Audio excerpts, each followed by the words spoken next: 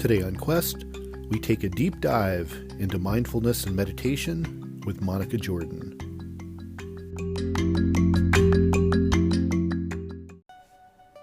Life is a quest for logic and reason. It is a quest to find balance between science and faith. Life is a quest for knowledge and understanding. But most importantly, it's a quest for personal discovery. Whatever your quest, knowing yourself is the beginning of all wisdom. Welcome to Quest.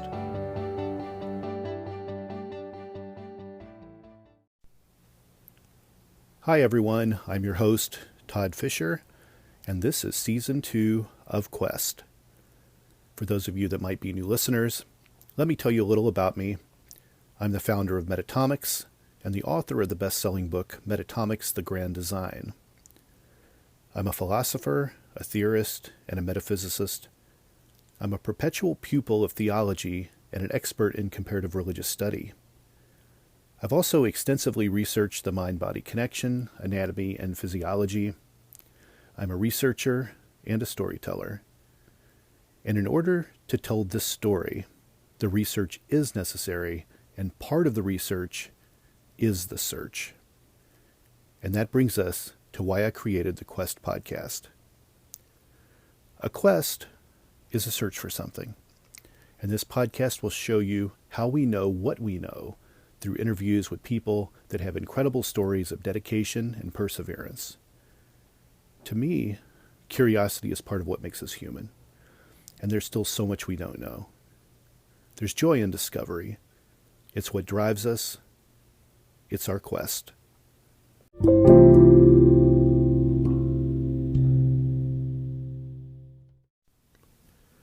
Today on Quest, Monica Jordan. Monica has created a 3-level research-based course called Neurobiology of Stress Management, Mindfulness and Meditation Tools for Well-Being. Today she shares some of the powerful neuroscience-based techniques she developed to master her mind and become her best self. I think you'll enjoy this interview. Hi, Monica. Welcome to the podcast. Hi, thank you. So I'm interested in having you on the show today because I've had a lot of episodes over this year where we've touched on meditation and mindfulness, but we've never really taken a deep dive into it. And I'm really fascinated by what you do and kind of your backstory and your education. And I wanted to invite you on to really give my listeners the deep dive into what mindfulness and meditation is. So to kind of start us out, tell my audience a little about your education and your experience with this. Okay, perhaps I can start with the fact that I was born in Argentina, and you probably notice my accent, right? Yeah. And so I was born in a very tumultuous home, in a very conflicted family. My mother suffered from borderline personality disorder, which is characterized by, anger flares. She had very unstable moods. And because of the unpredictability of my home environment, I developed a lot of anxiety when I was very young. I was probably 2 or 3. And I remember being in bed, hearing my parents argue and my heart beating really fast, and a tingling sensation in my tongue and a sense of doom. I felt very, very scared. But I, of course, didn't understand what was happening. And as I grew older, I became very, very curious about the neurological root of the anxiety I was experiencing, and also of my mom's unstable emotions. And I read nonstop about emotions and the brain. And then later in graduate school, I devoted my research to the topic. And while doing so, I found out that the evidence regarding mindfulness as an effective alternative to, in a way, alleviate anxiety and depression was really uncontroversial. So I decided to become my own laboratory. And Mm. I immediately started practicing mindfulness. And a few months later, I noticed that situations which used to make me very anxious before, because that anxiety that started when I was very, very young was still there in my teens and in my 20s. But after I started doing the practices of mindfulness, um, my anxiety started decreasing, um, and I noticed that situations which used to make me anxious before were not making me anxious anymore, that I was not reacting to stressful situations. But mindfulness did so much more for me than eliminate my anxiety. It taught me a new way to look and to relate to life and to relate to those around me. I learned the power of self-care and the power of self-compassion, really. But I also Yeah. learned um, to, to see the patterns of my own thinking and the patterns of my own behaviors. Because as you quiet your mind, you start to see your inner dialogues, your struggles, your resistance to things more clearly. As you observe your mind, things start to change Sure. and your mind quiets down, and there is more space for clear seeing, for more wisdom and creativity. So that is, was my motivation to start this journey. And since then, and that was about 2 decades ago, a little bit more than that, um, I've been teaching mindfulness, applying it to myself, and and and sharing it with others. And you have some pretty nice university credentials. Tell the listeners where you went to school. Well, I I have a master's of education, and then I went to graduate school, and I did the mind, brain, and teaching study, and so I got a master's in that, and I studied the brain at Johns Hopkins University, and that. Actually my interest in, as I said before, in the brain and in neuroscience came much earlier. Um, so when I got there, when I already had a background in brain science.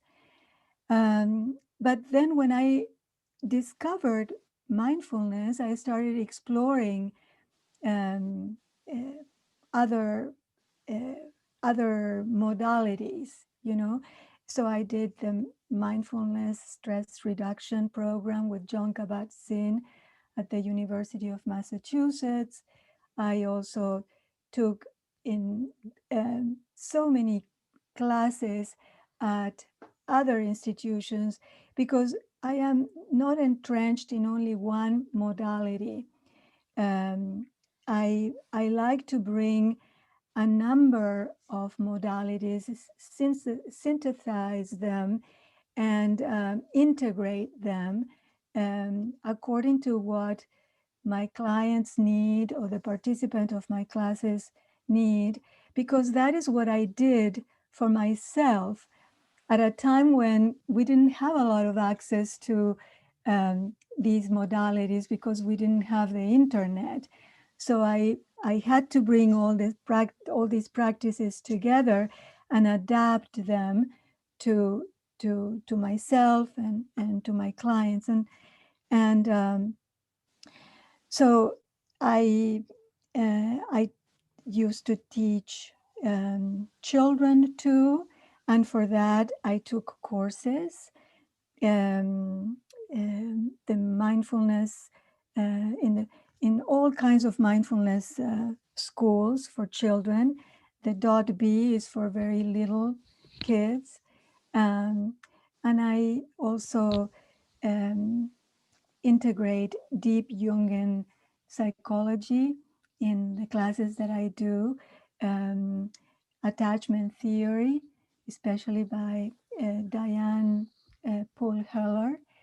I also incorporate internal family systems, which has been developed by Richard Schwartz. I also incorporate the vagal nerves that was and is still being researched by. Here's a result from search. Sorry. That's okay. My One thing I like to do in my podcast is to discuss topics like these that some of my listeners might not understand in a way that won't intimidate them. So I'm curious, is mindfulness the same as brain health? Oh, that's a great question. That is a wonderful way to put it, because what most people ask is mindfulness the same as meditation? And what I always say is that under the umbrella of mindfulness, there are so many practices, hundreds of practices. And meditation is one of those practices. But all the practices lead to not only a healthy brain, but to an understanding and of deep awareness. And everything is a process. We do start with meditation, and what meditation does is it trains your brain to focus, to concentrate. And in that way, you start changing the architecture of your brain, because you start changing the circuitry of your brain. The more we have and we repeat a habit, the more neurocircuits we are building um, uh, towards the formation and of that habit, because where the focus goes, that is where the all these circuits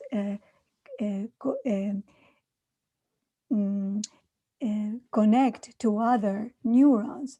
So what we want to do in meditation is to allow our brain to see when we are distracted, and to bring it back to an anchor that we have established before starting the meditation practice.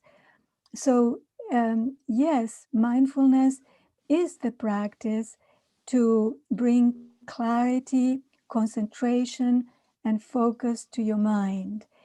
But of course, that is not the only thing, right?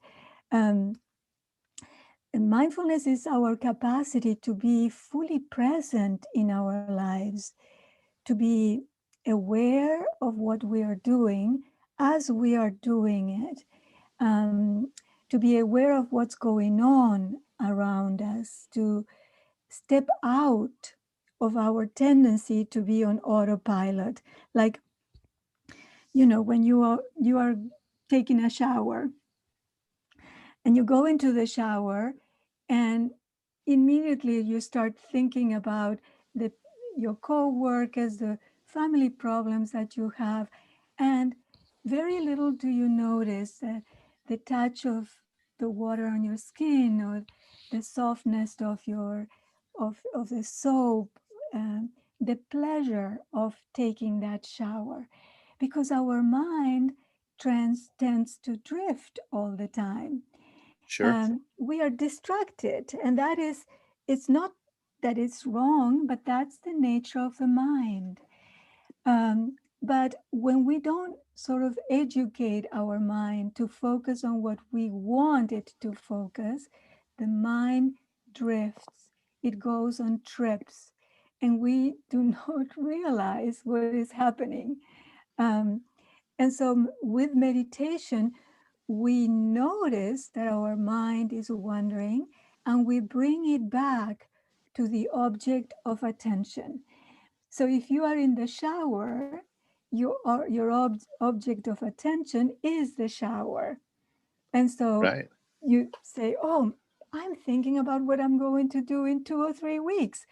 And I was thinking about all this. I don't know if I washed my hair or not, right? Right.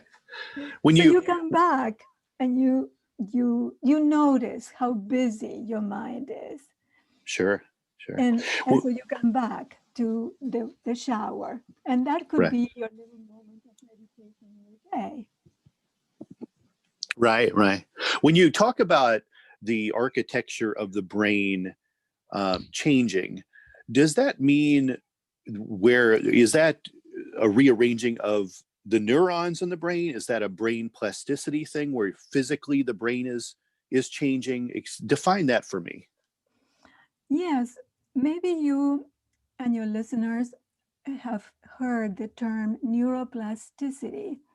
And neuroplasticity is the capacity that the brain has to change itself according to the experiences that the brain has. So many years ago, not many, actually 10 years ago, scientists thought that we were born with a certain number of neurons, and those neurons never changed. What they realized later is that depending on the different activities that we engage during the day, those activities can grow dendrites, which are like little, they look like the roots of a tree, that connect one neuron with another. And one neuron can have many connections. And so what we are doing is by, um, suppose you are a person, we are a person, suppose I am a person that complains a lot, right? Okay. So because I complain day and night, I am training my neurons towards that behavior. And I will continue building that neural connections. That is, those connections between neurons are going to become stronger. And so the the physical architecture of the brain starts to changing, favoring that habit. But if you become aware of your um, tendency to complain, and when you start complaining, you bring awareness with no judgment, you're just very kind to yourself because it's the nature of your mind that has been following your patterns. So, with a lot of gentleness, you notice and you say, oh, I'm complaining again, because you cannot deactivate one thought, because the nature of the mind is to think. What you can do is to activate another thought. So when you notice that you are lost in distractions, when you are lost in a thought that has created a narrative about the things that you don't like in your life and you are complaining, what you do is, the moment you notice is the moment you wake up, right? And you say, oh, I'm complaining, but I have so many things to be thankful for in my life. So you switch, and that shift allows you to change your mood, right? And bring your focus to the things that you really love in your life. And at the same time, you are starting to change the pathway of complaint in your brain. And now you're building the pathway of gratitude, say. Right. And so you are, of course, you need consistency for this to work. you need to do it a couple of minutes, or say 10 minutes a day. And the more you do it, the better it is. Another example is, in these times that we're going through right now, there is a lot of fear and anxiety. Now, fear and anxiety and anger also are generated in a nucleus in the brain that is located in the center of the brain. It's called the emotional brain, or the limbic brain. And there is a little nucleus that is called the amygdala. That very little nucleus is where anxiety and fear and anger are generated. When you practice mindfulness meditation, one of the things that it does is to decrease the activity, to down regulate the activation of these little nucleus that produces anxiety. So it's not only parts of there are so many parts in the brain that are affected by the practice of mindfulness. The frontal cortex, which is what is right here behind your forehead, and what allows you to think, to reason things out, to make decisions, to see more clearly, that is also activated by Sure. practice of mindfulness. And How yes, go ahead. oh, how active should a person keep their mind? Is there a limit to that, or maybe is there at least a minimum to that? For instance, like, should a person that's older keep their mind more active? Are there limitations to the brain? No, there are no limitations to the brain, but I am curious to what you call active, to keep her mind or his mind active. You mean engaged in reading and doing things, or I think so. I think that would be the meditation? proper um, idea of that question. Yeah. Okay, well, because you can also be active in meditation, right? Right. So, yes, the more you work your mind, the mind is like a knife, that you have to sharpen all the time. And the mind responds to what you ask from it. In these times in which technology has grown incredibly big, and it could be a blessing and also a curse, because it's a doorway to so much knowledge that you can get, but at the same time you can be totally distracted by the internet and not realize that you are leaving yourself, leaving your home, not noticing the sensations and the feelings of your body. Sometimes you're having emotions that are challenging, and so you look for distractions in in the internet or in other things. And that's another topic that I can discuss if you want me to. But the sharper, the more you activate your mind in, not in worry, but in learning new things, especially in learning about yourself, how your mind works, how your emotions work, and how and that will bring you awareness of how the people in your circle of influence feel, and you can read those people more easily. It's we are here on this earth to learn, and Yeah. we learn from everything. From the challenges, we learn so much. Those are the most golden moments in our lives. But of course, we don't notice them right away. Right away, we want relief, right? Right.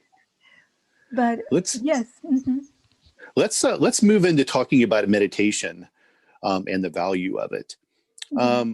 So some of my listeners will say that when they're in prayer, they're in meditation. Is this accurate to say? Yes, there are so many types of meditation. There are, I would say, close to 150 different types of meditation. And prayer is a way of meditating. There is a meditation, a lot of prayers are um, said by rote, by memory. Huh? And that would be similar to repeating a mantra.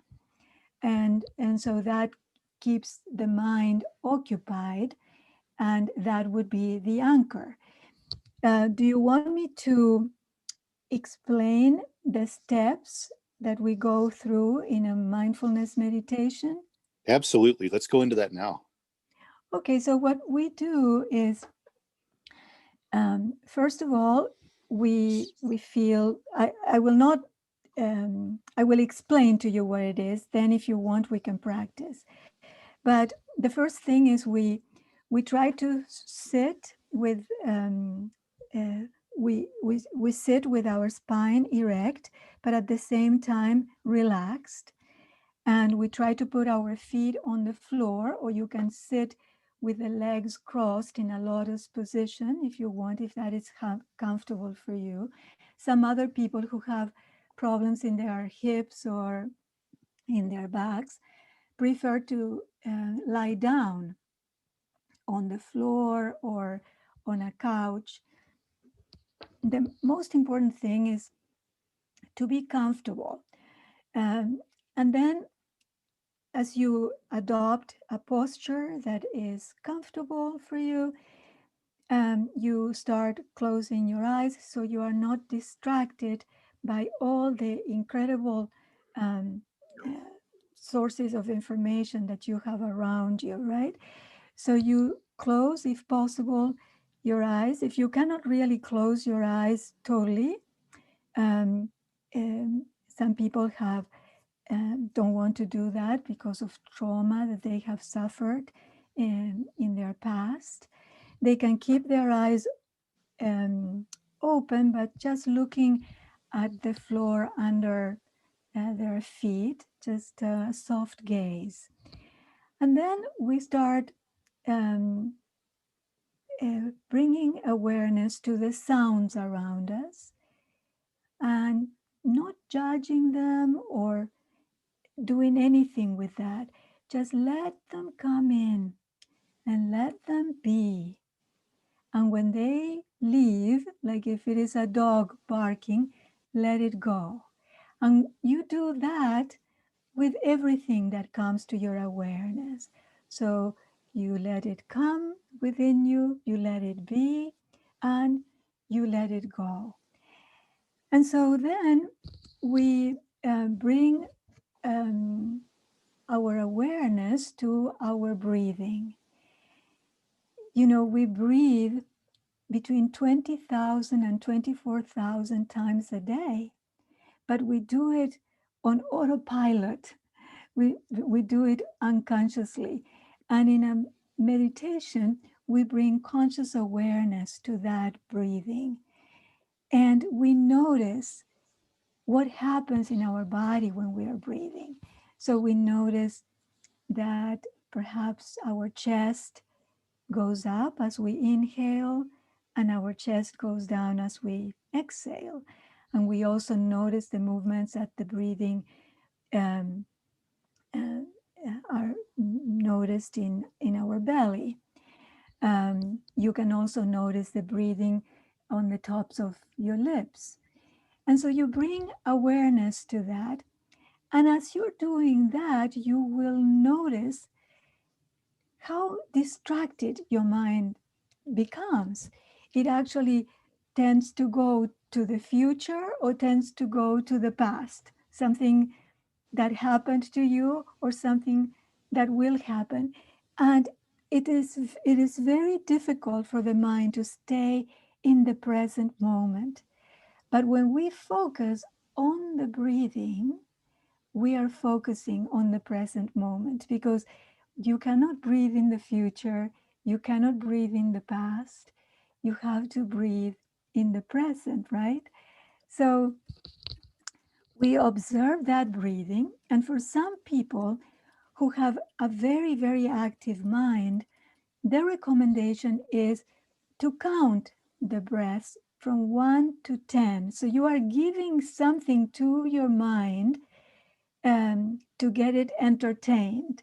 So you breathe, one would be from the inhale all the way to the exhale. So I breathe in and I think 1, and I breathe out always through the nose. And when I finish my exhale, that would be the number 1. And then when I start the second cycle of breathing, that would be number 2. And the idea is to do it to number 10. But when you start doing it, you realize that at number 2, perhaps, your mind is already going to places. And you will, with a lot of gentleness and compassion, you bring your attention, your awareness back to your breathing. And you do that Right. over and over and over. So that would be like the first step of meditation, which would be for very beginners. And then how do you end a meditation? Is there a proper ending to it, or are you just done when you want to be done? Well, so you can set a timer that is like a soft timer, right? And you start very little. If you're a beginner, you start perhaps with 2 minutes, 3 minutes a day, until you get to 10, 20 minutes a day. Then after 20 minutes, there is no limit really. You can meditate as much as you can and want to. At the end of the cycle of meditation, say you start today, I I I usually ring a bell, or or there is a gong of the bowl like this. Um, or there is a timer, and the moment you finish, because your mind is in such a state of concentration that you have to do it gently. So you gently open your eyes, always looking down, and then you become acquainted with your surroundings. So you come back here to the present moment, and that is it. And in the meantime, what you are doing is you are training your mind to, and you're training your mind um, to let it know that you are the boss, because our mind is always giving us directions on what it wants to do with our attention. But when we are meditating, we are training our attention so we can do what we want to do. And with time, you will notice that you can see things much more clearly, that your awareness sharpens. Because your concentration sharpens, your memory becomes so sharp. But it has many other uh, like side effects, or benefits, right?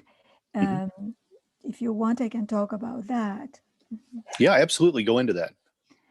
Well, I was talking before with you about the amygdala, which I said is this little nucleus in the middle of the brain where anxiety and fear and anger are generated, right? So when we practice, first I would say this: when the amygdala senses threat, or senses that you are in danger, and I have to back, I have to tell you that sometimes the amygdala senses threat, and danger only because you are thinking about a threat, because the brain cannot really tell the difference between what is real and what is something that you are imagining. So if you are entertaining a thought that causes a lot of fear, which is what is happening probably now with the pandemic, um, you are creating an emotional state in your brain that your amygdala interprets as danger. Oh, here there is a threat, there is danger. So it kicks, it sends an electrical signal to the hypothalamus, and the hypothalamus starts sending electrical signals to the different glands that will produce a hormone or a cascade of adrenaline, cortisol, glucocorticoids that will flood your body because your body thinks you're in danger. And um, evolutionary speaking, when people were in danger at the beginnings of time, they needed this cortisol to run away from danger. The Right. problem is that we are not running away now. Perhaps we are sitting in front of the computer and we are just reading something about the coronavirus that say uh, produces anxiety in us, right?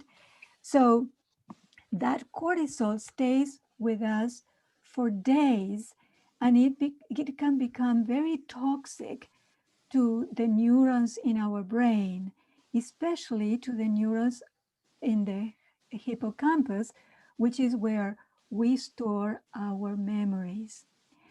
But the good news is that by practicing mindfulness, we revert this toxicity, and our memory strengthens. So with the practice of mindfulness meditation, that activation of the amygdala that I was talking about is downregulated, is what it means is that it is calmed down. The amygdala starts calming down. And we do that with meditation and with breathing exercises and with many other tools that mindfulness offers. So the cortisol levels also diminish and go down. It also um, it also strengthens the telomeres. Perhaps I should explain what telomeres are. You know, Yes. Yeah. within every single cell, there are 23 chromosomes that come from mom and 23 chromosomes that come from dad, right? And if you picture a chromosome, it's like an X, the letter X.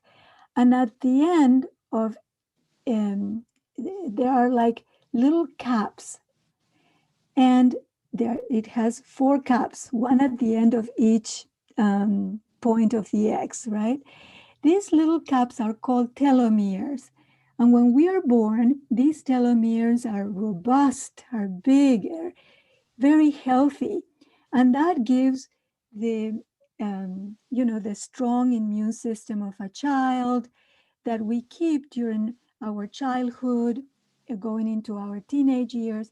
But as we start getting into our late 20s and 30s, those telomeres start shrinking and shrinking and shrinking. And so science had been looking forever to the solution of that.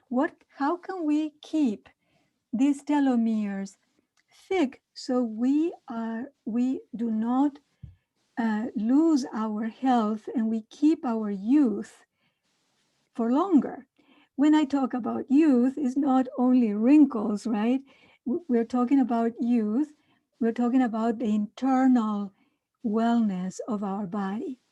So in the year 2009, Elizabeth Blackburn won the Nobel Prize of Medicine because she discovered the very thing that was going to allow those telomeres to grow robust as like they are during the young years, the youth.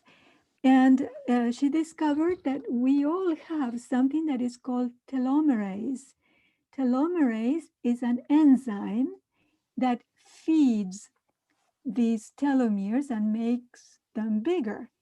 And she also discovered that mindfulness, the practice of mindfulness, is um, uh, what allows this telomere to increase and to allow this telomerase to work, and in that way the telomeres increase. So science has been working on that and has been noticing that people who are in their 60s or 70s and they are regular mindfulness practitioners and meditators, their telomeres have already reverted to when they were very young. Wow, that's 30, great. isn't that something?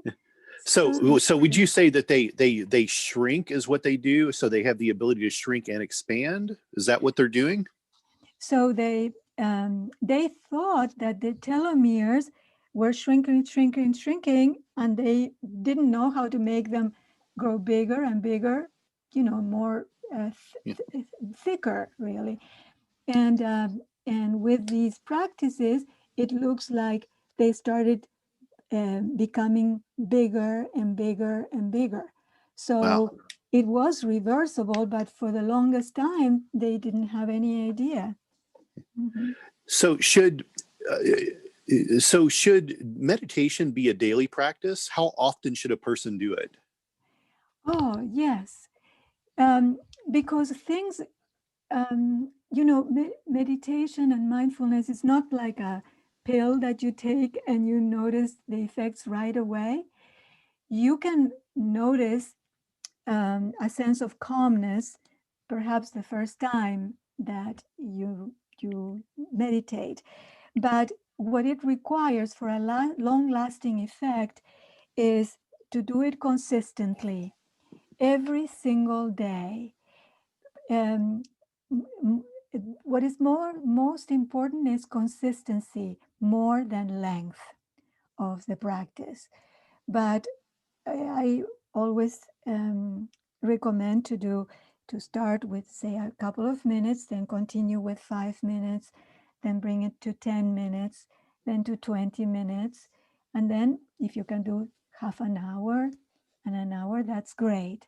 But if today you have done 30 minutes and tomorrow you don't have time to do 30 minutes and you want to do 5 minutes, that's okay. The important thing is to do it consistently, and to be gentle with yourself, to have self-compassion for the brain that we have that wants to be engaged in all kinds of distractions, um, and and to remember that we are training our brain as if it were like a little puppy, that you're teaching the little puppy to sit, and it sits for a few seconds, but then it wants to run away, right? And so you have to gently get the puppy and say, okay, sit, and it will eventually learn, right? But it takes a lot of patience. So Right. I think that you create a habit for everything, and the best thing is to have a routine. Some people are morning people, so they want to meditate.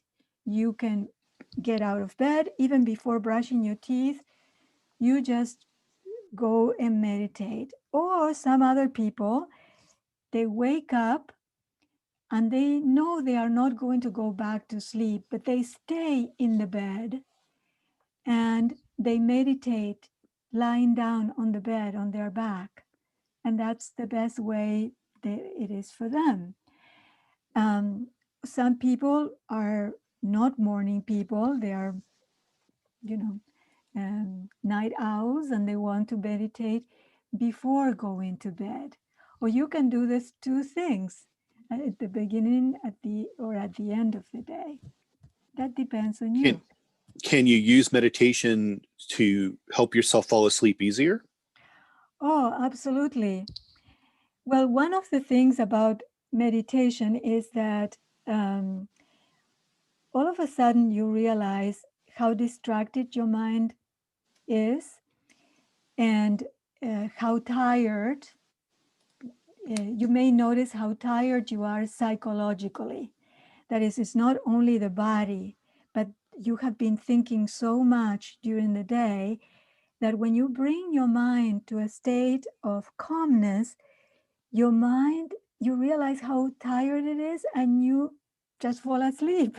And that Yeah. could be on any type of, any moment of the day until your mind gets used to it.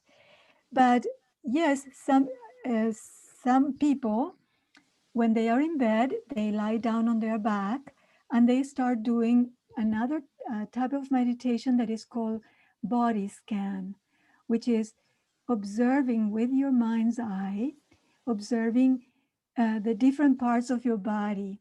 So you can start by your toes, and then you go to the rest of your feet, your ankles, and you do it very slowly. So you are giving something to your mind to think, so it doesn't have to go into worry, right? Um, or anxiety. So you feel the sensations in those parts of the body that you are scanning, and you go all the way, to your legs, your knees, your hips, and you do it all until you get to your scalp. But most people fall asleep way before that. Ah. But if you cannot, because your mind is too active, I recommend, sorry, I recommend breathing exercise that is called 478.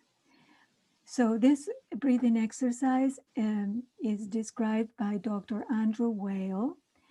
And if you want, I can send you a little video on how to do it. But it is, you breathe in, you inhale in 4 counts, you hold the breath for 7 counts, and you breathe out through your nose, through your mouth, with your tongue on the on the top of your palate, against the ridge, the front of your the front ridge of your the ridge of your front teeth, and you exhale in 8. So I will say it again. So you breathe in with your nose closed in 4 counts. You hold the breath for 7 counts. You exhale through your mouth for 8 counts. And what that does, and you do that when you are in bed, and you do that for 4 cycles. So you do that 4 times only, because with that type of exercise, your blood pressure tends to go down. So it's recommended that if you have low blood pressure, that you do this exercise no more than once. I see. So, because you can become unconscious if your Right. blood pressure goes too low. Mm-hmm. Are there meditations to help with anger or sadness patterns? Oh, yes. Well, mindfulness, most people who are experiencing challenging emotions want a relief right away, right? And and I understand, we all understand why, because these emotions are so painful. We suffer so much. But the problem is that the rapid relief is also not long lasting. So, first of all, before talking about meditations or exercise meditations, I would like to share with you the fact that when we feel anxiety or anger or jealousy or any challenging or unpleasant emotion, the teaching is that that emotion is only the outer layer, because there are many underlying emotions. It's like the skins of an onion, you know. Under anger, what is under anger? Perhaps there is a big wound under anger, and that wound, if you keep on digging, perhaps there is fear under that wound. So we keep on exploring by bringing curiosity to our feelings. And of course, you have to be in a safe place, perhaps with a friend or a therapist or a mentor who will guide you on doing that, on exploring those emotions to see what these emotions are telling you, because these unpleasant emotions look unpleasant, but they are golden moments in our path on this trip, because they are telling us that something is happening within us, and they are like a call to action. Something needs to be done. And if you only look for relief, then you will never learn what it is that is causing you that anxiety, because that anxiety or that anger will come back. Instead, by bringing curiosity to that emotion, you start exploring the different layers, and you start befriending those emotions. Instead of avoiding them, instead of running away from them or denying them or ignoring them, you welcome them, because you want to learn what it is that these emotions want from you. And they obviously are bringing a message. They are bringing a wise message that you need to learn. But if you are not ready at this point to go and explore, then these emotions will not disappear forever. They will come back and back and back. And many of them will haunt you until you have panic attacks. So, or you fall into a big depression. So you know the teachings tell us that we need to feel where those emotions are felt in our body. We need to understand the sensations that we are feeling. Like, for example, my mother died a few years ago, and I was here in my office, and I have a room full of books in front of me and lots of pictures too on the wall. And I saw the picture of my mother, and all of a sudden I was flooded with this grief, right? And with so much regret for all the things that I had not said, and an incredible emotion of grief. And I, instead of running away from that emotion, I felt it. I felt it here in my chest. And I know that emotions, unless you deny them or run away from them or ignoring them, emotions have a shelf life of 90 seconds. 90 seconds, nothing else.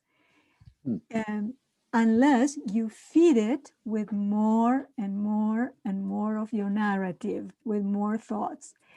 So what I did is I felt the grief in my chest.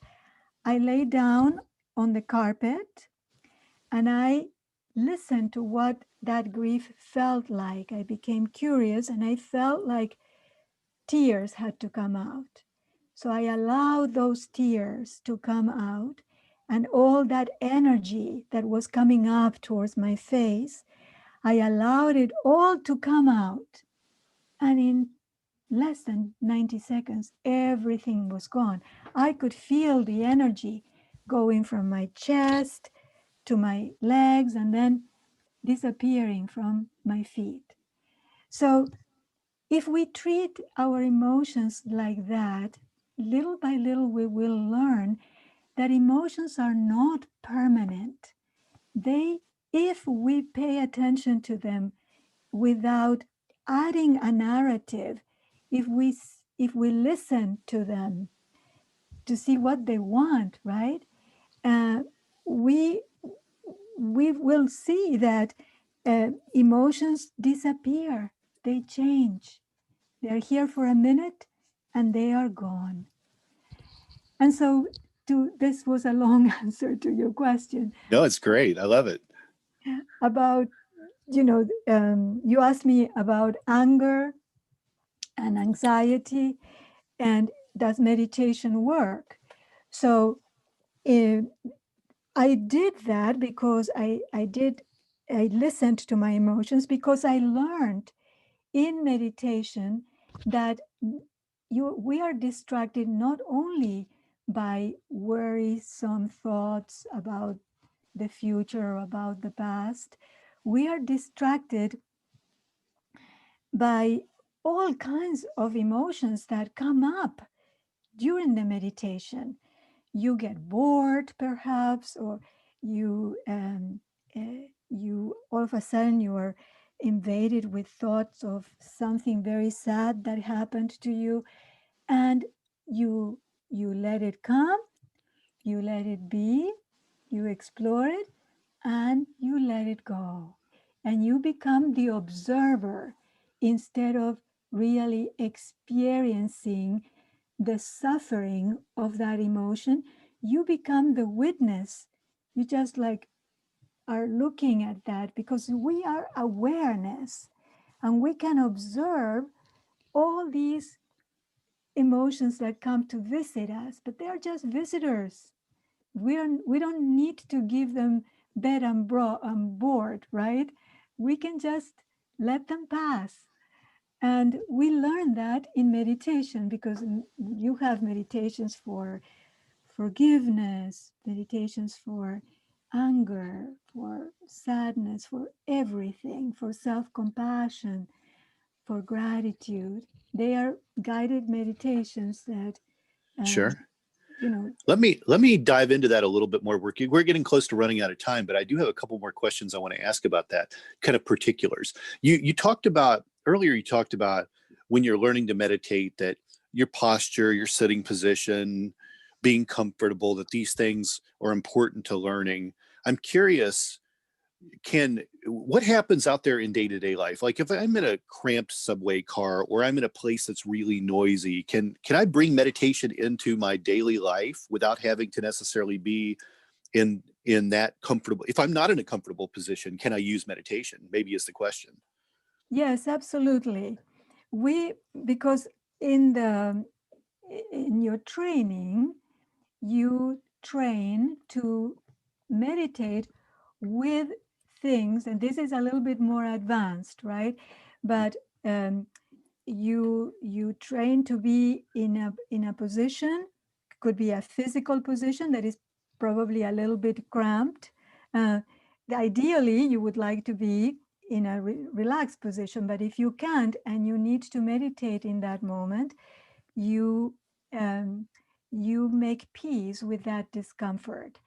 Also, by accepting it instead of resisting it, because actually it is the resistance to the discomfort that brings pain or suffering.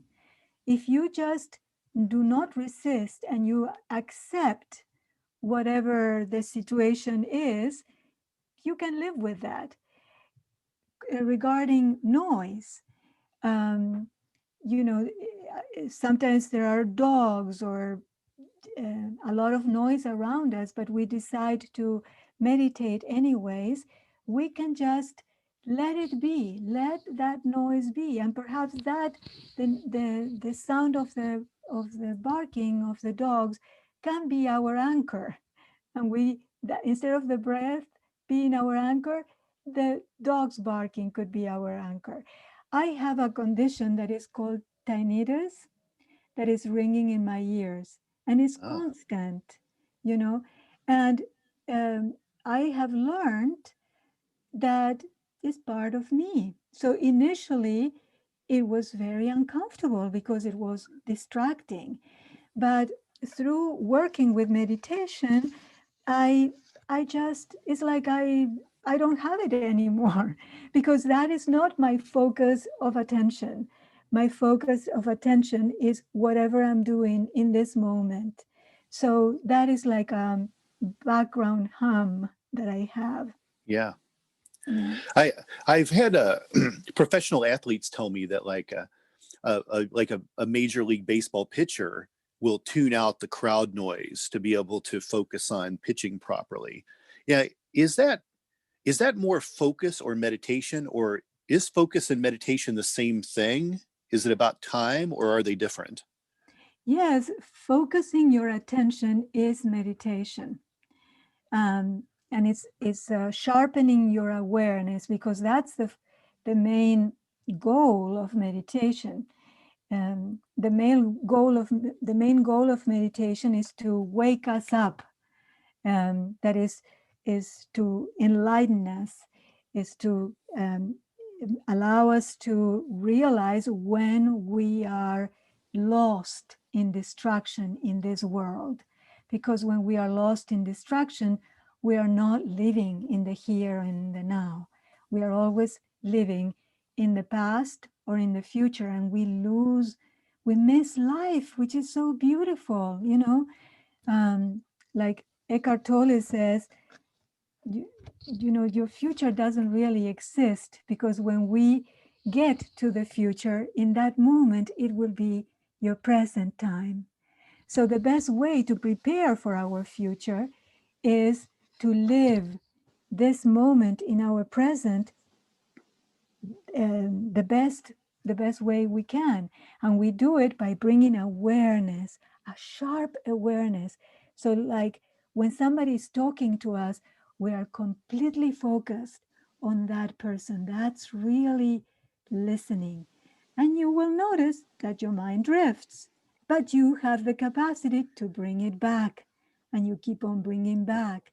So meditation sharpens the memory of coming back to this present moment, of waking up to this life that where you can find so much magic, right? Right. That's brilliant. Those are great words. You Oh, have so you actually teach a lot of stuff. You have different workshops and classes. Tell the listeners a little bit about what you do regularly. well, I regularly, every week, I offer on Tuesdays from 7 to 8 Eastern Time. I offer a free mindfulness session, and the mindfulness session is divided into 3 parts.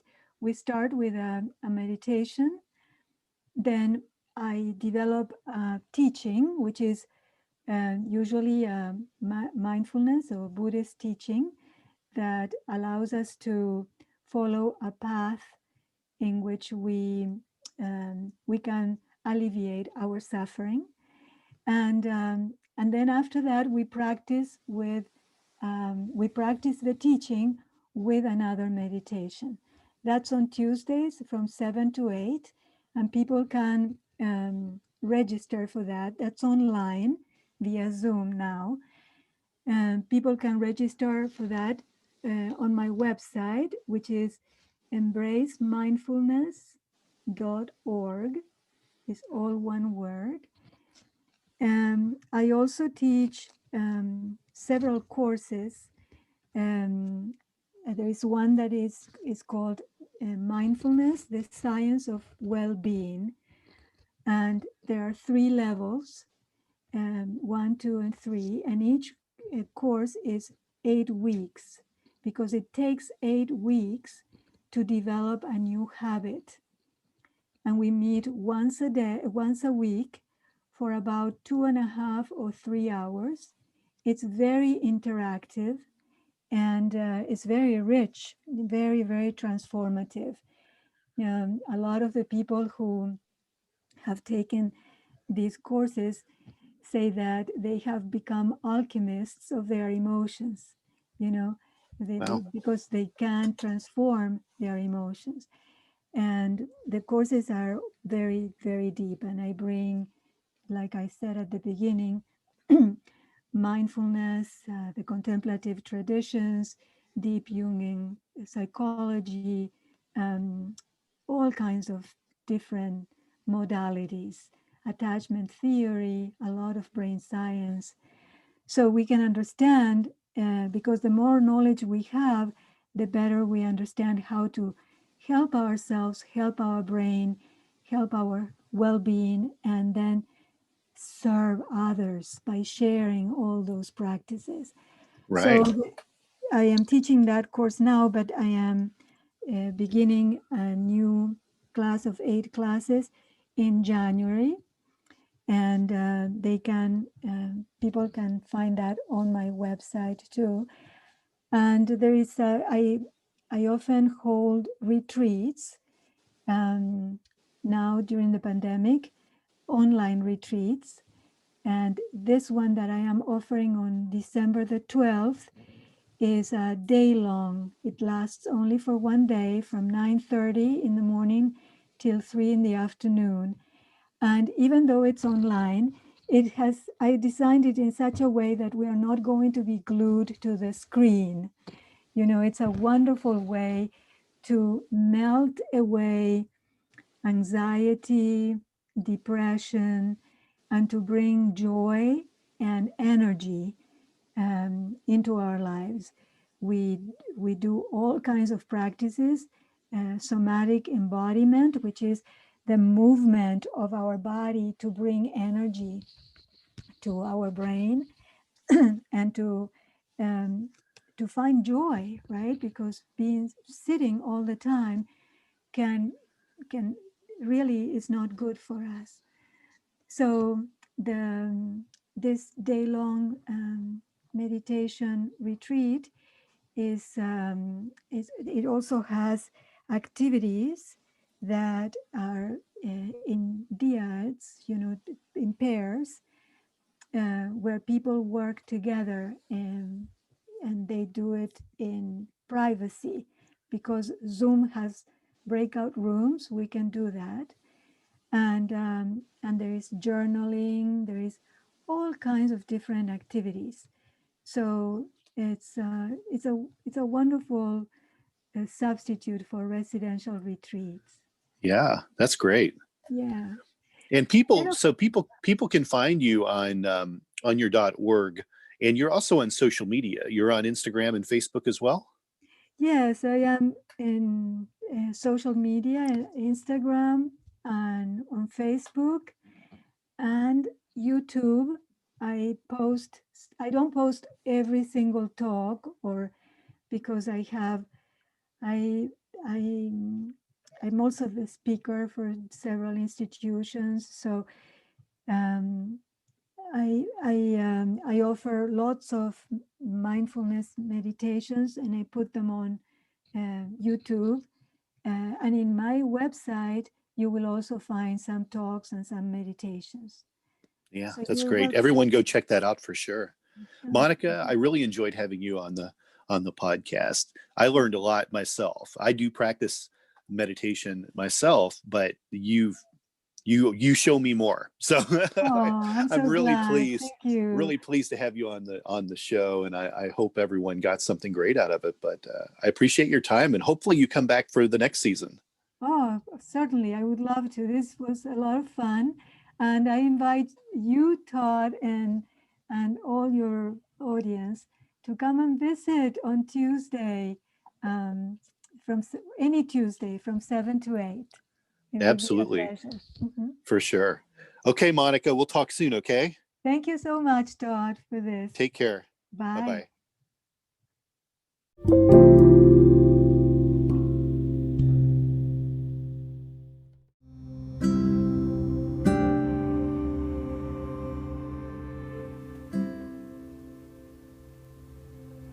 There you have it, my interview with Monica Jordan. Be sure to visit her website and try out a meditation. See if you like it. It works for me.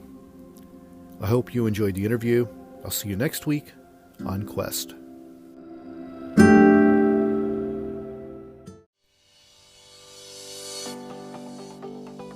Thank you for listening to Quest.